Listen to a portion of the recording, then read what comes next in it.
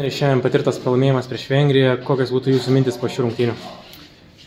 Varžovas tikrai stiprus ir nebuvo lengva tiek gynybų, tiek puolime. Kiek aptarėm su treneriais, kad pirmiausia buvo sunku labai prieš mūsų vartus. Ten neužteko mums stiprybės apginti, o toliau vėl įsivažiavom, antras kėlinys buvo visai kitoks.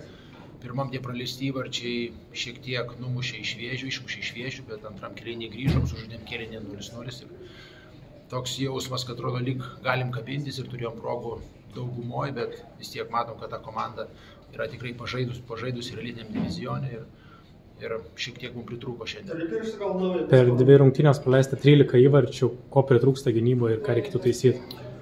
Sakykime, pačios gynybos zonos. Reikėtų ten žaisti šiek tiek agresyviau ir agresyviau prie mūsų vartų, tai toksai išsijungimas kažkuriuose vietose yra matomas.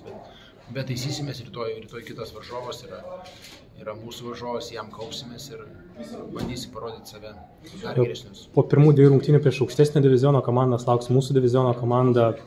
Kaip prieš ją bus žaisti ir ko galim tikėtis rytoj?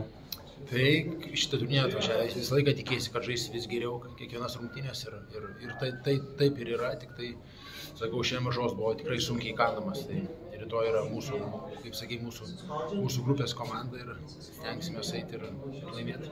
Ačiū.